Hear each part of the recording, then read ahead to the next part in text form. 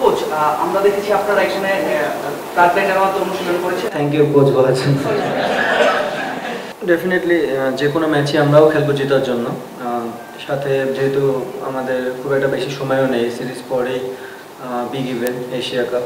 আমার মনে হয় বিফোর এশিয়া কাপ এটা একটা খুবই ভালো সিরিজ হবে অ্যাজ এ বাংলাদেশ টিমের জন্য, বিকজ অলমোস্ট সিমিলার কন্ডিশনই ওখানে থাকার চান্স বেশি। সো আমার মনে হয় এই সিরিজ থেকে আমরা একটা ভালো জিনিস নিয়ে যেতে পারবো এশিয়া কাপের জন্য। খুবই ভালো উইকেট, ব্যাটিং বোলিং বোথ সাইডের জন্য খুব ভালো হবে এবং একটা আইডিয়াল ক্রিকেট ম্যাচের জন্য যেরকম উইকেট হওয়া উচিত আমার মনে হয় এটাই আশা করবো আমরা এখানে, সেটাই পাওয়া যাবে।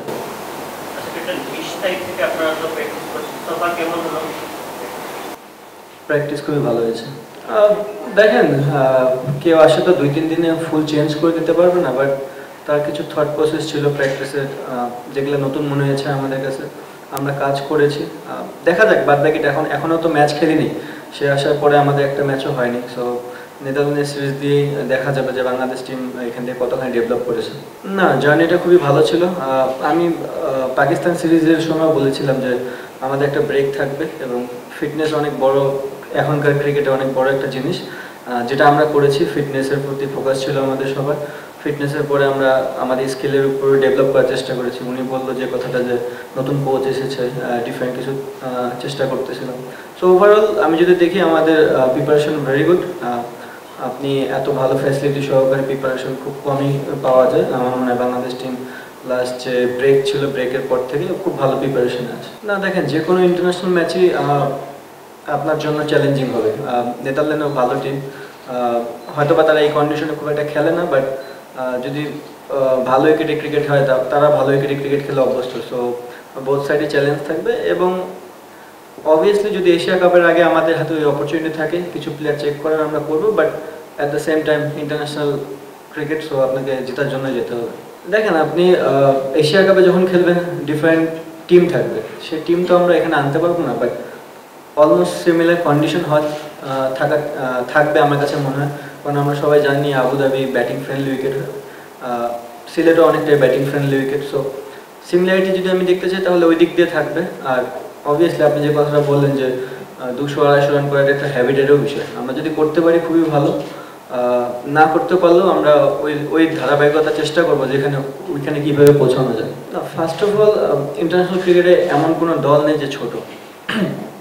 সো আমরা সবসময় খেলি জেতার জন্য এবং অদূর ভবিষ্যতে যতগুলো গেম খেলবো সব জেতার জন্যই যাবো। বাট যে জিনিসটা বললেন আপনি, কী বললেন জানিস? না, ঝুঁকি না জিনিসটা। বাংলাদেশ এর আগেও অনেক টিমের কাছে হেরেছে, নতুন কোনো কিছু না। যদি হেরেও যাই, হেরে যেতেই পারি। দুইটা দলই খেলতে এসেছে, একটা টিম জিতবে একটা টিম হারবে, বাট আমরা কতটা ক্রিকেট ভালো খেলতে পারতেছি এটা হচ্ছে দেখার বিষয় নয়। ফ্ল্যাগ লাইট কেমন না, কয়েকদিন প্র্যাকটিস করলাম ভালো, বাট আরেকটু লাইট যদি বাড়ানো যায় তাহলে অবশ্যই আরও ভালো, বাট বেটার দেন মিরপুর। না, আমি এই অ্যান্সার দিয়েছি যে 1-2 দিন সেশনে আপনি আসলে খুব একটা ডেভেলপ করতে পারবেন না। আমরা যারা ক্রিকেট এখানে খেলি অলমোস্ট 7-8 বছর ধরে হয়ে গেছে, কারো 10 বছর হয়ে গেছে। সো একটা প্যাটার্ন তো থাকে, যে যার প্যাটার্নে ক্রিকেট খেলতেছে তার ভিতরে চেষ্টা করতেছে যে ডিফারেন্ট কিছু আনার জন্য, বাট এটা দেখা যাবে আপনার একটু সময় দিতে হবে। কোনো কিছু তো 1 দিনে 2 দিনে চেঞ্জ হয়ে যায় না, যদি একটু সময় কন্টিনিউ আমরা ওই ফোকাসে থাকতে পারি হয়তো অদূর ভবিষ্যতে চেঞ্জ হবে। দেখেন, টিম তো দিয়ে দিয়েছে, এটা আপনারাও জানেন। পারভেজ জীবনের বিষয়টা এখন আমি ক্লিয়ার না, ম্যানেজমেন্ট বা ফিজিওর তরফ থেকে আমার কাছে কোনো কিছু আসেনি। আর সমু তো আমাদের ব্যাকআপ অপশনে আছে।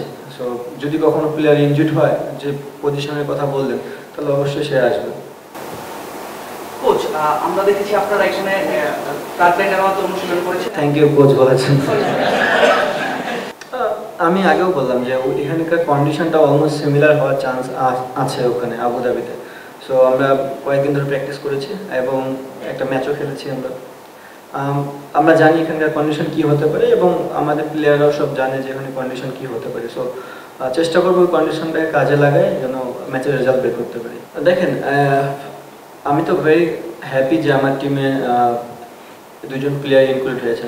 নট অনলি যে যারা এখান থেকে টিমে নাই তারা খারাপ প্লেয়ার, তারাও বাংলাদেশের জন্য অনেক কিছু করেছে এবং তাদের ভবিষ্যতে আবারও তারা হয়তো আবার কামব্যাক করবে। সোহান এবং সাইফ লাস্ট বিগত অনেকগুলো বছর ধরে তারা ভালো ক্রিকেট খেলছে, স্পেশালি সোহান ভাই তো অনেকদিন ধরেই মোটামুটি ভালো ক্রিকেট খেলছে।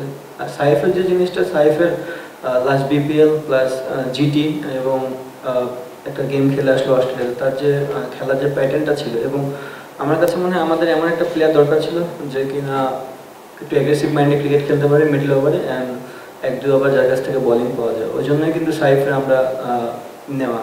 সো চেষ্টা করবো যে সাইফ তার যে ক্যালিবারটা আছে, যেটা সে ন্যাশনাল টিমের বাইরে যে গ্রেট ক্রিকেটগুলো ছিল ওখানে খেলেছে, সেগুলো এখানেও খেলার চেষ্টা করবে। যদি তারা সুযোগ পায় আমি চেষ্টা করবো, আমি চাবো যে তারা যেন তাদের বেস্ট ক্রিকেটটা খেলতে পারে বাংলাদেশের জন্য।